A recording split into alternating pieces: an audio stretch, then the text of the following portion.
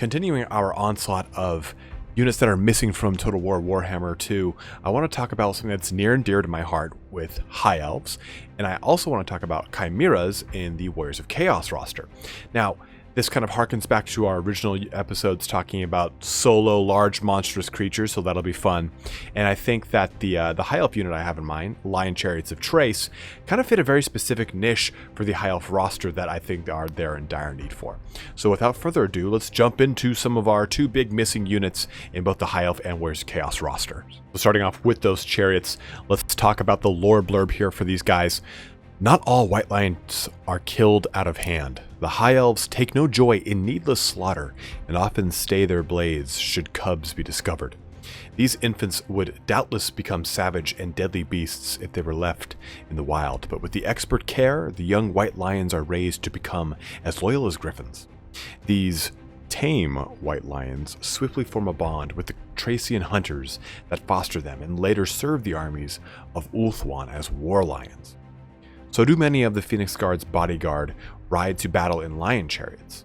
Each of these white timbered constructions is drawn by a pair of snarling white lions whose savage power is belied by their feline grace and elegantly plated manes.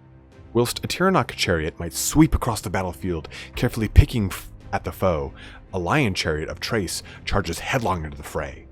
As the war lions tear into the foe with fang and claw, the crew fight from the chariot platform, cleaving heads from shoulders with every axe blow.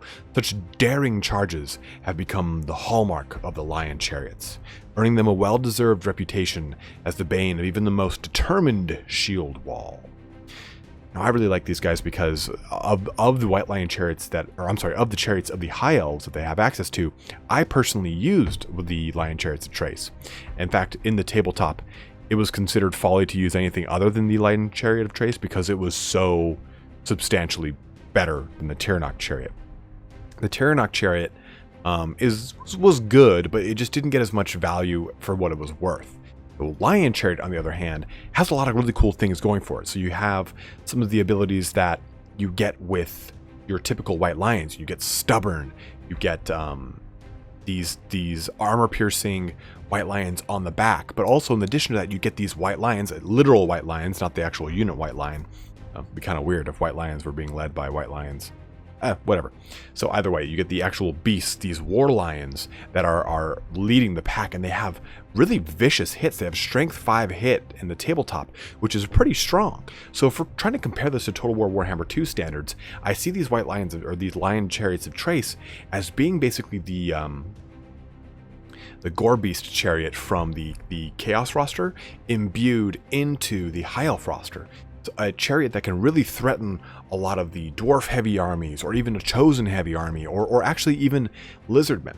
Now, do I think that the Lion Chariot of Trace fits a gap that the High Elves have? Yes. Do I think it's absolutely compulsory for the High Elves to remain competitive? I don't know.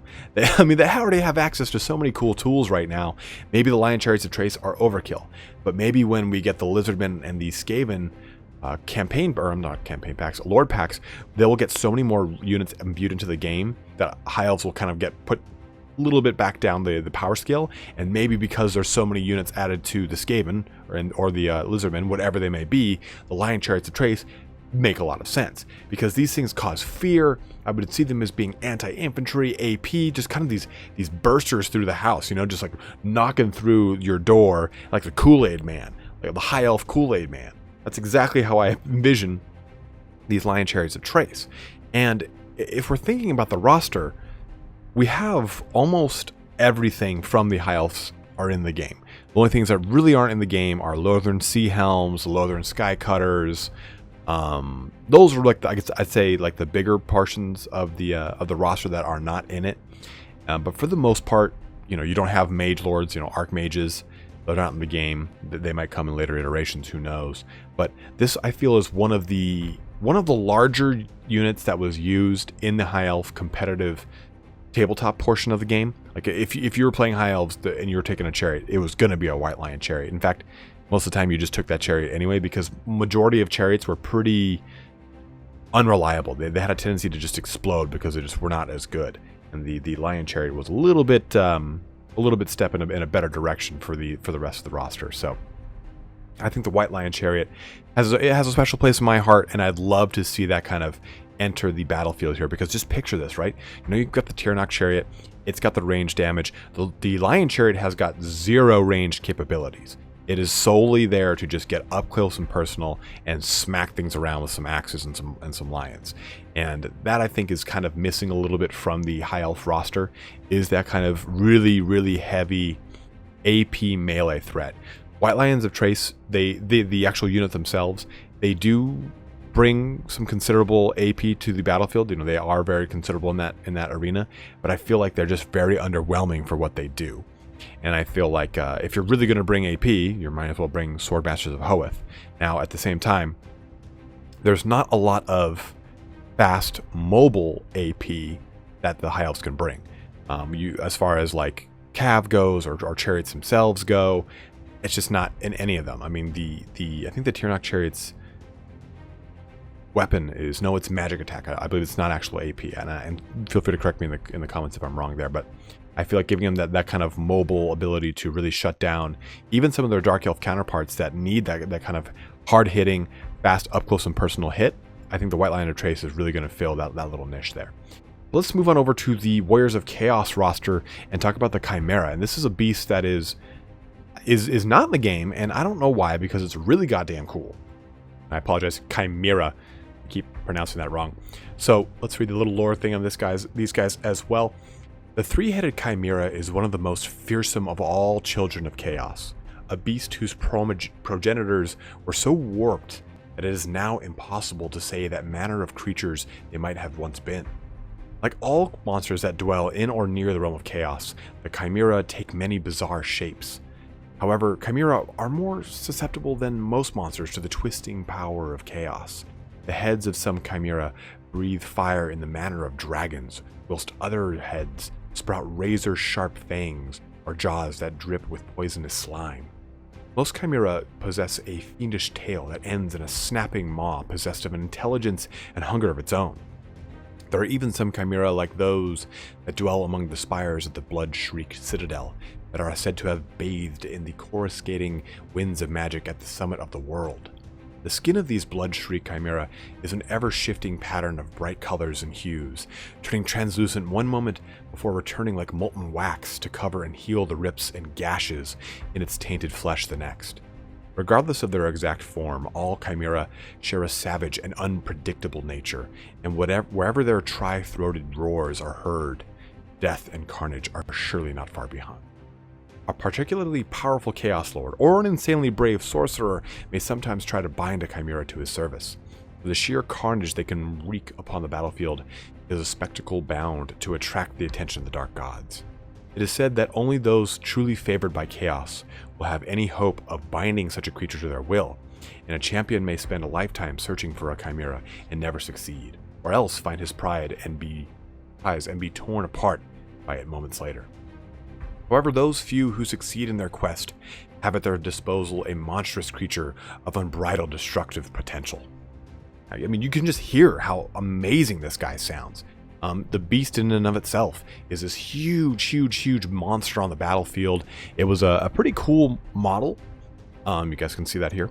And to see it in the game and have manticores be in the game instead for Chaos is kind of weird. In fact, I don't really know many people that played Chaos that didn't take Chimera over a manticore. I personally find the manticore a little bit better because it has a lot more attributes to it. So let's take a look at this. We talked about the Fiend tail, and basically this tail does additional damage whenever it attacks. So you get to roll and it will do additional D3 hits, or attacks, I mean. So what would be really kind of cool here is if the Chimera would have this tail that was constantly even swiping behind it, so it would even use it maybe to, you know, as the animation would go, it would hit things in front of it. But I think that the cool thing about the tail is it would almost negate like a rear charge for it, so it would actually be able to defend itself on both flanks, which would be very unheard of, but I think it'd be kind of nifty because it is something that is very true to the Chimera across multiple lores. So to imagine to have this kind of Chimera who or this beast, who, yeah, if you flank it with spears, it'll do anti-large damage to it, sure, but those spearmen, if they're not, you know, top tier spearmen, or at least mid tier spearmen, they're going to get hit around pretty hard by this Chimera.